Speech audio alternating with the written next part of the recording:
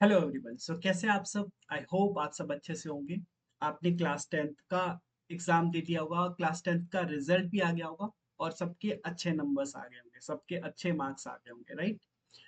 अब आप class 11th में हो, राइट? तो इस चैनल पे हम स्टार्ट करने वाले हैं क्लास 11 का maths, right? Obviously totally NCERT based होगा। इसमें एनसीईआरटी के सारे एग्जाम्पल्स, सारे क्वेश्चंस, एक्सरसाइज के सारे मिसलेनियस सारे सॉल्व कराए जाएंगे, राइट? उसके अलावा और भी कुछ अच्छे अच्छे क्वेश्चंस जो आपके जेई मेंस में आते हैं वो भी डिस्कस किया जाएगा, राइट? बट यस, हमारा मेन फोकस होगा बेसिक से चलना, राइट? ताकि आपको कोई भी दिक्कत ना हो। आई होप आपने बहुत सारी जगह पे क्लासेस भी ज्वाइन कर लिए होंगे, आपने पढ़ाई स्टार्ट भी कर दी होगी, राइट? ये भी आप देखो, आपको जरूर हेल्प मिलेगा, राइट? तो सबसे पहला चैप्टर स्टार्ट करते हैं, सेट थ्योरी।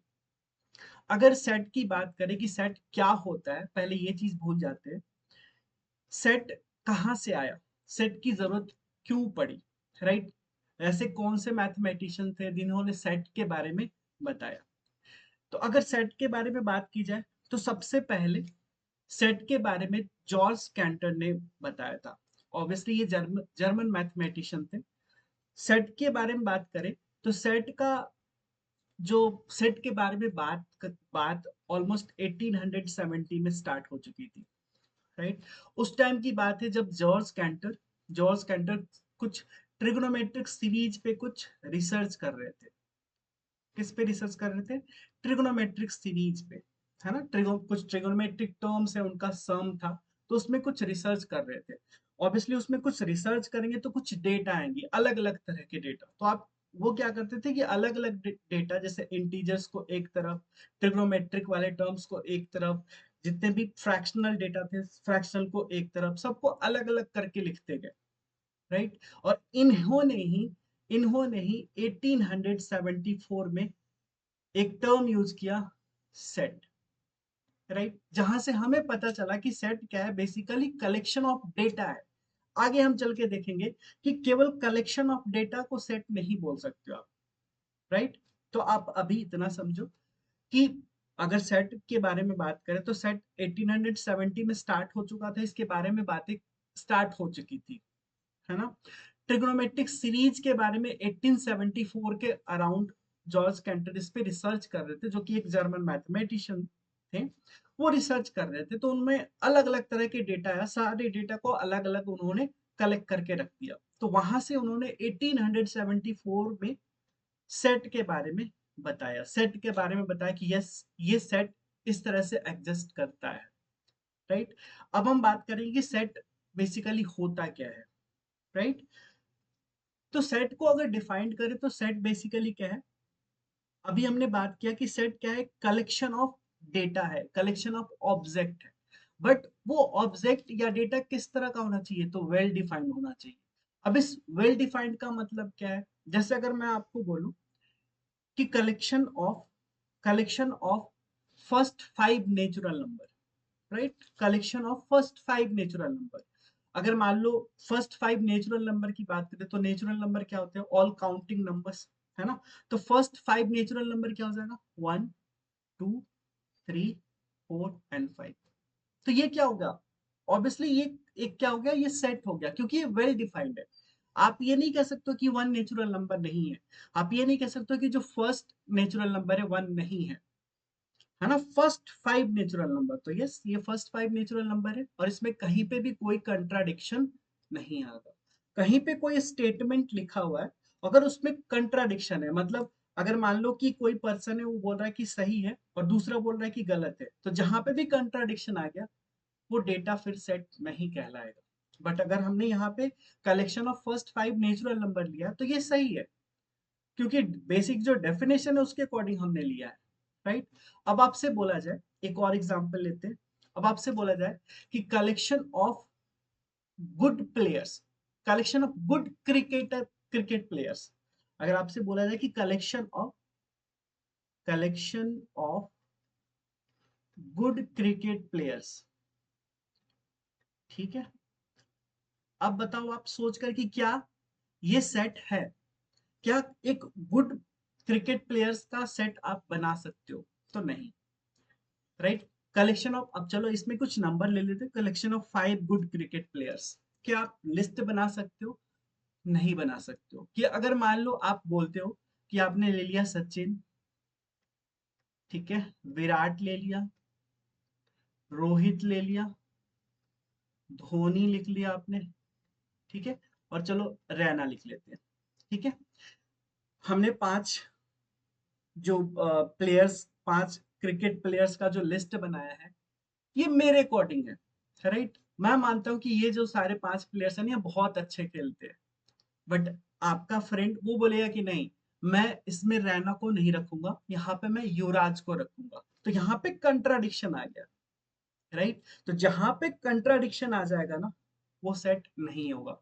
तो कलेक्शन ऑफ 5 गुड प्लेयर्स, ये सेट नहीं होगा, क्योंकि ये वेल डिफाइंड नहीं है। अगर आप यहाँ पे वेल डिफाइंड कर लेते, लाइक आप ऐसा बोल देते, collection of 5 good cricket players who have good average, like who have average more than 50, तो इसका कलेक्शन आप बना सकते हो, क्योंकि जो 50 से जिनका अच्छा एवरेज है, उनका आप लिस्ट बना सकते हो, और उसमें सबको मानना होगा, कोई कंट्राडिक्शन नहीं होगा, राइट। तो कोई भी अगर आप चीज लिखते हो, तो वो वेल डिफाइंड होना चाहिए, तब वो सेट होगा, राइट। अगर मान लो आपसे एग्जाम्पल पूछा जाए, और कि आप मैथमेटिक्स के टफेस्ट चैप्टर का लिस्ट बताओ, वैसे 3 चैप्टर का लिस्ट बताओ जो टफ है, तो ऑब्वियसली आप जो लिस्ट बनाओगे, तो वो आपको टफ लग रहा होगा, राइट। बट आपके जो फ्रेंड होंगे, उनको इजी लग रहा होगा, तो यहाँ पे भी कंट्राडिक्शन, तो वो भी सेट नहीं होगा, राइट। अगर आपसे बोला जाए कि कलेक्शन ऑफ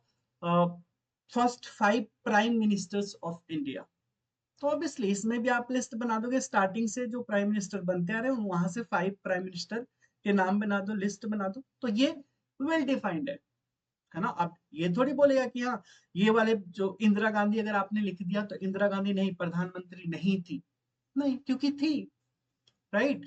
तो जो भी वेल डिफाइंड डेटा होगा ना, वेल डिफाइंड ऑब्जेक्ट होगा ना, उसको आप सेट बोलोगे, ठीक है। अब कुछ चीजें जो आपको जाननी चाहिए, सबसे पहली चीज कि जो सेट होता है, ऑब्वियसली आपने ये डेटा लिख लिया, इस सेट को डिनोट किससे करते हो? तो सेट आप कैपिटल लेटर से डिनोट करते हो।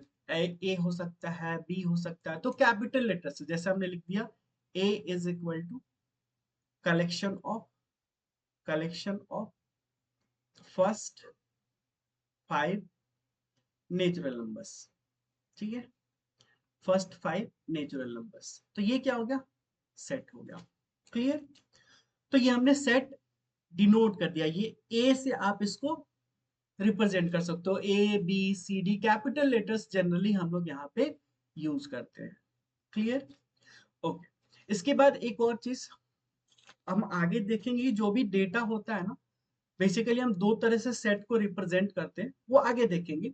बट अभी हम कुछ चीजें कुछ डिस्कस करनी है, इसलिए मैं बता रहा हूँ कि जो भी डेटा है, जैसे मान लो 1 2 3 4 5 है, तो इसको हमने क्या किया, करली ब्रैकेट के अंदर क्लोज कर दिया। जैसे हमने लिख दिया ए एक सेट है जिसके अंदर 1 2 3 4 5, ठीक है, तो ये एक सेट हो गया, है ना, ये करली ब्रैकेट है।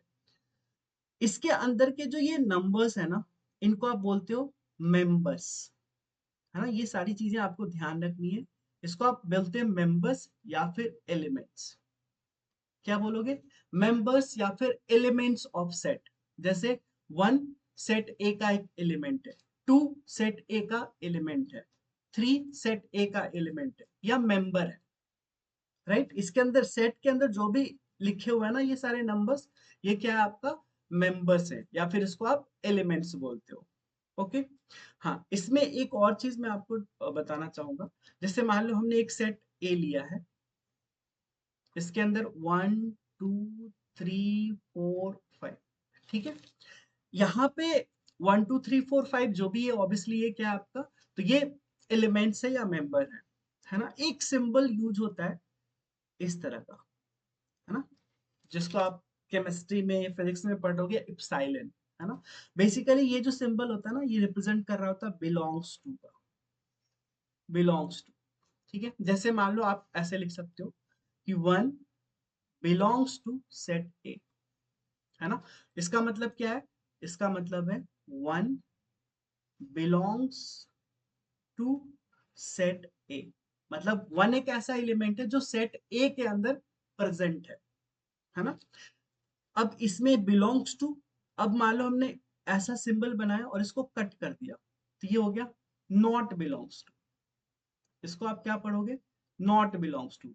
जैसे आप यहाँ पे बोल सकते हो इस सेट ए में 6 डज नॉट बिलोंग्स टू ए, है ना, तो ये सही है, राइट। क्या हम इस सेट के लिए ऐसा लिख सकते हैं, 2 बिलोंग्स टू ए या 2 डज नॉट बिलोंग्स टू ए। अब आपसे पूछा जा सकता है कि ये ट्रू है या फॉल्स है, तो ऑब्वियसली क्योंकि 2 सेट ए का एलिमेंट है तो ये क्या होगा, फॉल्स हो जाएगा, क्योंकि एलिमेंट है, जबकि यहाँ पे क्या बता रहा है कि does not belongs to set A. Clear. तो इस तरीके से आप पता कर सकते हो। तो ये हो गया आपका सिंबल बिलोंग्स टू का। क्लियर। तो सेट ए को आपने रिप्रेजेंट कर दिया, इसके अंदर जो लिखा हुआ हमने वो क्या है, या तो उसको आप एलिमेंट्स बोल सकते हो या फिर मेंबर्स बोल सकते हो, राइट। सेट को हम नॉर्मली रिप्रेजेंट करते हैं कैपिटल लेटर्स ऑफ अल्फाबेट्स से, ठीक है। अब इसके बाद कुछ एग्जांपल्स लेते हैं जिसमें हम लोग समझेंगे कि ऑब्वियसली कुछ कलेक्शन दिया गया होगा, आपको बताना है कि वो सेट है या नहीं, राइट। आ जाइए। तो सबसे पहला क्वेश्चन हमने यहाँ पे लिया है। क्वेश्चन आपका, which of the following collections are set, justify your answer. कौन सा जो कलेक्शन यहाँ पे लिया गया है वो सेट है या कौन सा सेट नहीं है, ये आपको बताना है। सबसे पहला अगर देखें, collection of the collection of all days of a week, एक वीक का सारे डेज का कलेक्शन, तो ये सेट होगा क्या, बिल्कुल होगा, क्योंकि अगर आप यहाँ पे अगर कलेक्शन बनाओगे तो क्या लिखोगे, Sunday, Monday, Tuesday, Wednesday, Thursday, Friday and Saturday, right. और कोई दूसरा लिखेगा तो वो भी यही लिखेगा, है ना। तो ये एक सेट है क्योंकि ये वेल डिफाइंड है। एक चीज और मैं आपको बताना चाहूंगा इस सेट के अंदर, जैसे 1 2 3 4 5 लिखा ना, तो आपको एक चीज और ध्यान रखनी है कि जैसे मान लो हमने ऐसा लिख दिया 1 1 2 3 4 5, तो कभी भी जब आप सेट रिप्रेजेंट करोगे ना, तो कोई भी चीज है ना रिपीट नहीं करोगे। लाइक यहाँ पे 1 2 बार लिखा गया है, ये नहीं लिख सकते हो आप, ठीक है। तो रिपीटेशन अलाउड नहीं है, राइट। दूसरी चीज दूसरी चीज यहाँ पे एक और ध्यान रखना है कि यहाँ पे ऑर्डर मैटर नहीं करता है। अगर सेट ये है तो आप इसको ऐसे भी लिख सकते हो, लाइक 5 4 3 2 1, रैंडमली भी लिख सकते हो, 1 5 3 2 4, ऐसे भी लिख सकते हो, कोई मैटर नहीं करता, ऑर्डर कोई मैटर नहीं करता यहाँ पे, ठीक है। ओके। अब आ जाइए सेकंड क्वेश्चन पे। सेकंड क्वेश्चन है आपका, the collection of all the months of the year beginning with letter M, M से स्टार्ट होने वाले सारे मंथ्स का आपको लिस्ट बनाना है। तो ऑब्वियसली ये भी वेल डिफाइंड है क्योंकि एम से स्टार्ट होता हुआ आपके पास मार्च आएगा एंड मई आएगा, राइट, जो कि ऑब्वियसली वेल डिफाइंड है, तो ये भी एक सेट हो जाएगा, ये भी सेट होगा, ठीक है। उसके बाद collection of 11 best hockey players of India, क्या ये सेट होगा, ऑब्वियसली नहीं होगा, क्योंकि आपने यहाँ पे बेस्ट बताया, but best is not a well defined, है ना। ये वेल डिफाइंड नहीं है। आप बेस्ट किस के अकॉर्डिंग ले रहे हो, कि जो जिसने 100+ गोल किया है, राइट, या फिर जिसने 200+ गोल किया है, तो एक आप क्राइटेरिया सेट करोगे, वेल डिफाइंड बनाओगे, तब वो सेट होगा, अदरवाइज ये नहीं होगा। तो ये सेट नहीं है क्योंकि ये वेल डिफाइंड नहीं है। उसके बाद फोर्थ नंबर में आते हैं, the collection of all rich persons of Delhi, Delhi के सारे रिच पर्संस का लिस्ट, क्या ये सेट होगा, ऑब्वियसली नहीं होगा, क्योंकि यहाँ पे अगेन वेल डिफाइंड नहीं है। आपने ये रिच तो लिखा है, बट रिच का क्राइटेरिया क्या है, क्या जिसके पास 2 करोड़ की प्रॉपर्टी है, या फिर किसी के पास बिलियन की प्रॉपर्टी है, या इतने उनके पास लैंड है, इतनी कार है, कोई आपने क्राइटेरिया सेट नहीं किया, तो ये वेल डिफाइंड नहीं है, तो ये भी सेट नहीं होगा, राइट। फिफ्थ नंबर पे आते हैं। फिफ्थ है आपका, the collection of all persons of Chennai whose assess annual income exceeds 10 lakhs, जिनका इनकम 10 lakhs प्लस है, उनका लिस्ट बना, ये बना सकते हो, है ना। तो ये एक सेट है क्योंकि ये वेल डिफाइंड है।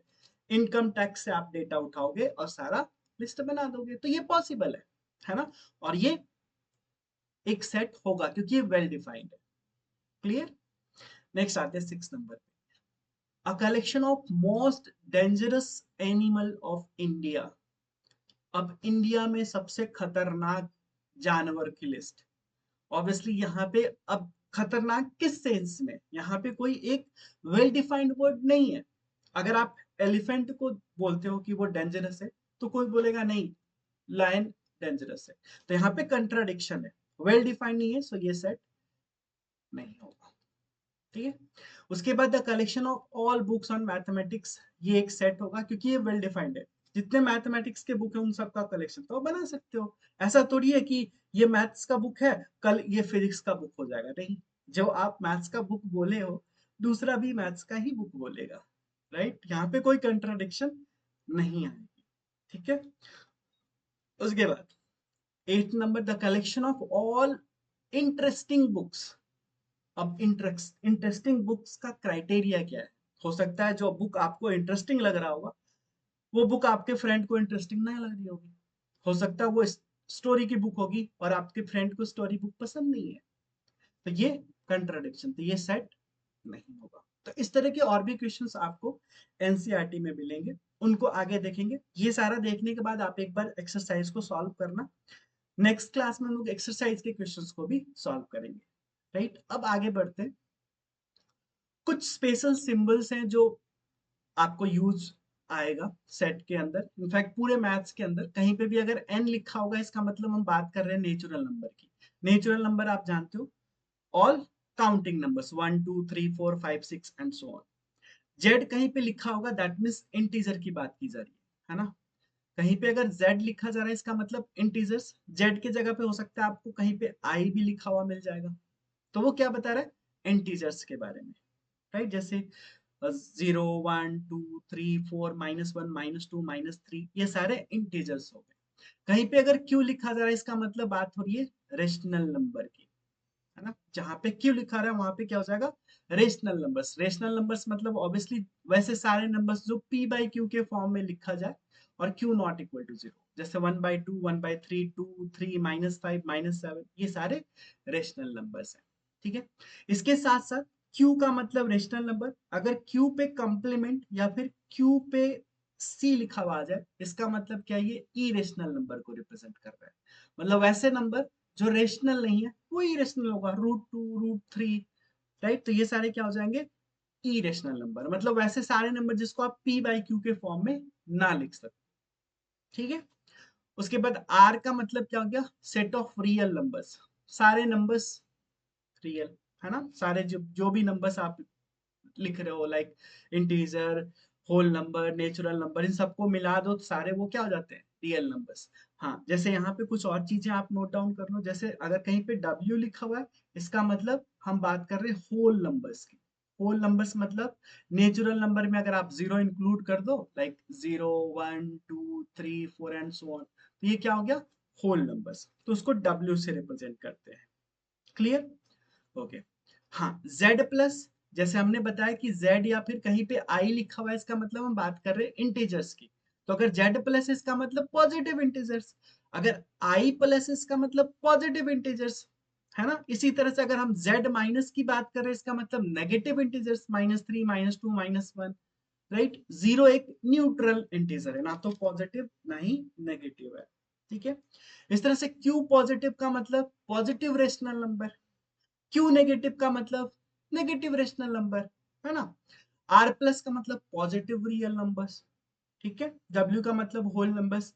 आप आगे देखो सी का मतलब होता है कॉम्प्लेक्स नंबर, ठीक है। कहीं कहीं पे आपको मिलेगा तो सी का मतलब कॉम्प्लेक्स नंबर। और भी अलग अलग तरह के आपको सिंबल्स मिलेंगे जो कि आगे देख लेंगे। जैसे आपको कहीं पे मिलेगा इस तरह का सिंबल, मतलब उल्टा ए जैसा, तो इसको हम बोलते हैं फॉर ऑल। अभी हमने देख ही लिया बिलोंग्स टू का, नॉट बिलोंग्स टू का। तो ये कुछ सिंबल्स हैं जो आपको ध्यान रखने हैं, राइट।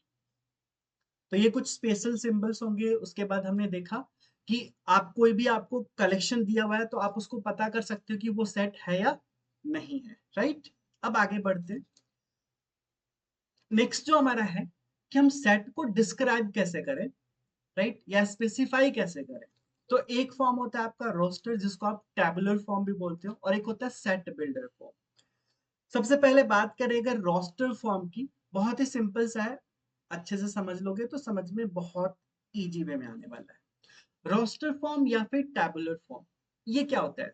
तो अभी हमने पढ़ा कि एक सेट लिया ए, और इसके अंदर हमने लिख दिया 1 2 3 4 5 6। तो बेसिकली रोस्टर फॉर्म या टेबुलर फॉर्म होता क्या है कि हम लोग एक सेट लेते हैं, और जो भी सेट के एलिमेंट्स हैं या मेंबर्स हैं ना, उनको हम करली ब्रैकेट के अंदर लिख देते हैं। तो ये जो रिप्रेजेंटेशन है, दिस इज रोस्टर फॉर्म या फिर टेबुलर फॉर्म, जिसमें हम लोग डेटा के अंदर कॉमा लगाकर करली ब्रैकेट के अंदर बंद कर देते हैं, वो हो जाता है हमारा रोस्टर फॉर्म, राइट। जैसे और भी एग्जांपल्स अगर ले लें, तो सपोज कर हमने सेट बी ले लिया, जिसके अंदर एलिमेंट्स लिख दिया हमने ए ई आई ओ यू। तो ये क्या होगा? बी एक सेट है जिसके एलिमेंट्स क्या है? ए ई आई ओ यू, राइट। ठीक है, नेक्स्ट है हमारे पास सेट बिल्डर फॉर्म।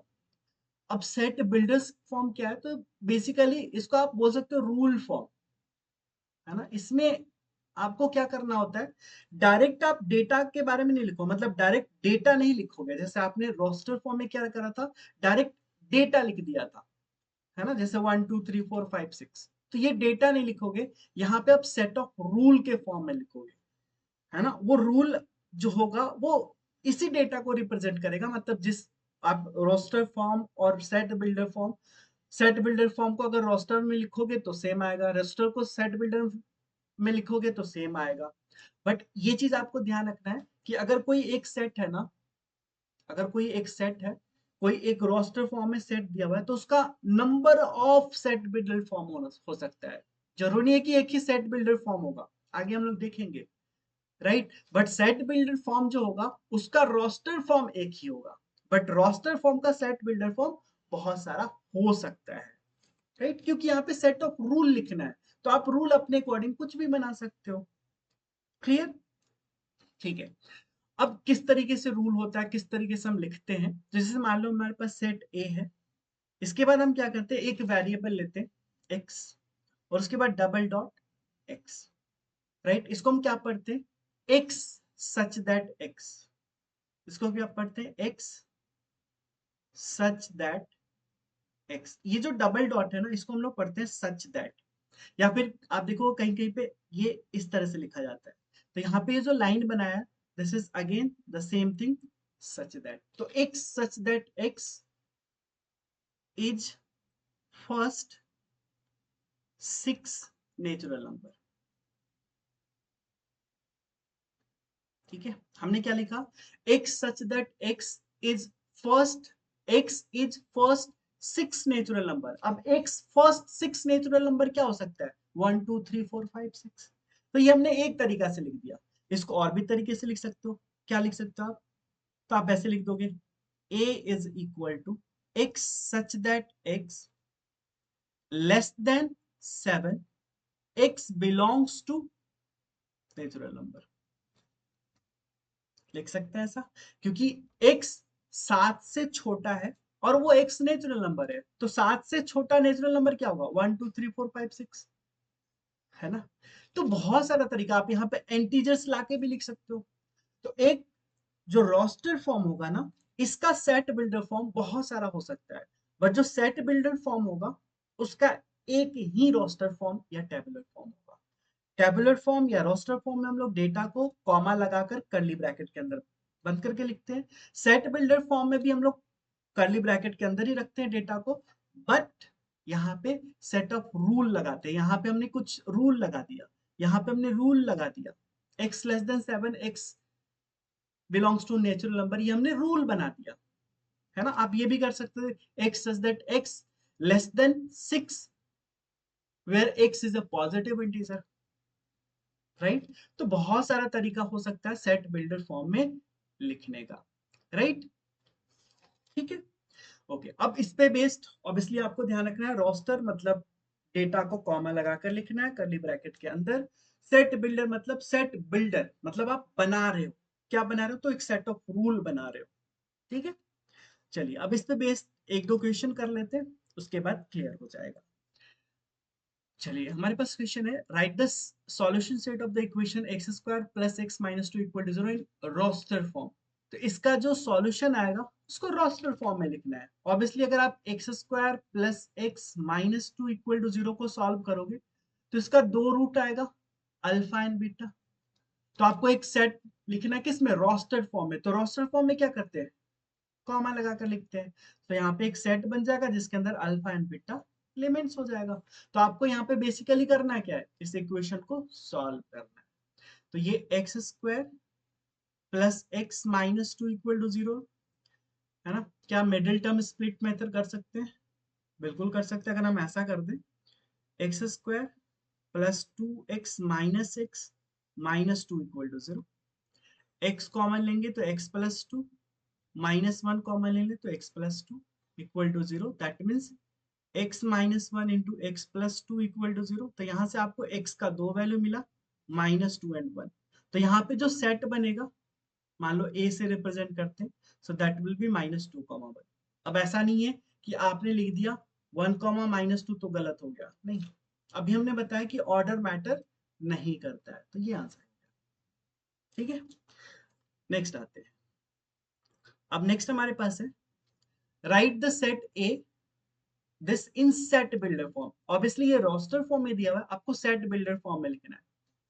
हमने कहा बहुत सारा तरीका हो सकता है। जैसे मान लो हमने लिखा a is equal to X such that x is equal to N square, right, जहां पे n belongs to natural number. अब आप देखो, नेचुरल नंबर n की जगह पे वन रखो तो x बराबर क्या आएगा, one square that is one. ठीक है, यहाँ पे ये x है, यहाँ पे ये n है और ये x है। ठीक है, कंफ्यूजन नहीं होना है, ये x है। ठीक है, x equal to N square और ये n है ना। n belongs to natural number. अब n क्या हो सकता है, n equal to one two three four five so on. अब n की जगह पे आप रखते जाओ, वन रखोगे तो x बराबर one square that is one, n के जगह पे टू रखोगे तो two square that is four, three रखोगे तो नाइन, फोर रखोगे सिक्सटीन, फाइव रखोगे ट्वेंटी फाइव, और ऐसे ही आता जाएगा। राइट, तो ऐसे लिख सकते हो आप, या फिर इसको ऐसे भी लिख सकते हो, एक्स ए बराबर x such that x square where x belongs to natural number, ये भी लिख सकते हो। है ना, तो मल्टीपल वे हो सकता है ना। अब ऐसा हो सकता है कि आप जो लिख रहे हो वो आपके बुक में आंसर नहीं होगा, बट ऐसा आप क्रॉस चेक करोगे कि जो आपने लिखा है कि वो सही है क्या। अगर सही है तो यस, आपका आंसर करेक्ट है। ठीक है, तो ये हो गया सेट बिल्डर फॉर्म। एक रोस्टर फॉर्म का मल्टीपल सेट बिल्डर फॉर्म हो सकता है, बट एक सेट बिल्डर फॉर्म को अगर रोस्टर में कन्वर्ट करोगे तो एक ही होगा, राइट।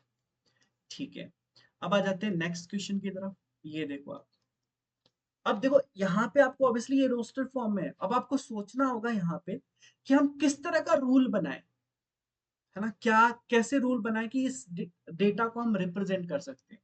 अगर मान लो सेट ए है, तो हमने कहा x such that x is equal to, अब अगर देखो तो वन है नीचे टू है, ऊपर टू है नीचे थ्री है, मतलब न्यूमरेटर में जो है ना, डिनोमिनेटर में उससे एक ज्यादा है। तो अगर हम न्यूमरेटर को n रख दें और डिनोमिनेटर को n प्लस वन कर दें, ठीक है, तो n की जगह पे अगर वन रखोगे तो one plus one two, two रखोगे तो टू प्लस वन थ्री आ रहा है ना। अब यहाँ पे n के बारे में क्या करोगे, तो आप यहाँ पे लिख दो and n belongs to natural number, यहाँ पे आप कॉमा लगाओ, n belongs to natural number, या फिर पॉजिटिव इंटीजर z प्लस भी लिख सकते हो आप, आपकी मर्जी है। n belongs to natural number and n less than, अब n पे लिमिट लगाना है, n लेस देन सेवन लिख दे तो क्या बात बन जाएगी, जरा देखना। सात से छोटा मतलब क्या हो सकता है, n one two three four five six. अब रख के देखो, n वन रखोगे तो one by two, n two रखोगे तो टू बाई थ्री, n चलते जाएगा इस तरह से कहां तक, सिक्स तक। n जब आप सिक्स रखोगे तो सिक्स बाई सेवन, करेक्ट। अब आप नेचुरल नंबर के फॉर्म नहीं इंटीजर के फॉर्म में लिखते हैं। अब यहाँ पे देखो, यहाँ पे आप ये भी लिख सकते हो n less than equal to 6, तब भी करेक्ट है ना। इसलिए मैं बोल रहा हूँ कि मल्टीपल वे हो सकता है सेट बिल्डर फॉर्म में लिखना। क्लियर? ठीक है, अब आ जाते हैं फिर नेक्स्ट। अब हमारे पास नेक्स्ट क्वेश्चन है, match each of the set on the left described in roster form with the same right in the set builder। इधर आपको roster form दिख रहा है और इधर set builder form दिख रहा है, आपको दोनों को मैच करना है। बहुत ही सिंपल सा है। अगर फर्स्ट को ले PRINCAL, तो ऑब्वियसली ये क्या है, x such that x is the letter of word principal। हमने बताया यहाँ पे p दो बार आया, बट आपको बताया कि जब भी आप रोस्टर फॉर्म में लिखते हो तो किसी भी एलिमेंट्स को दो बार नहीं लिखोगे, वो गलत मेथड है।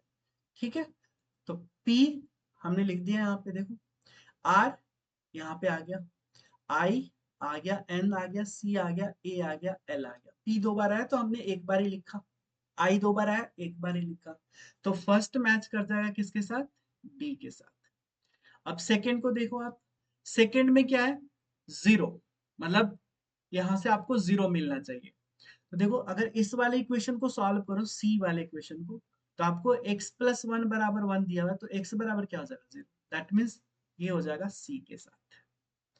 थर्ड में देखो, थर्ड में आपको क्या आना चाहिए, 1 2 3 6 9 18, है ना। तो अगर आप देखो डिवाइजर ऑफ 18, 18 के डिवाइजर्स हैं ये सारे, तो थर्ड किससे मैच करेगा, ए से।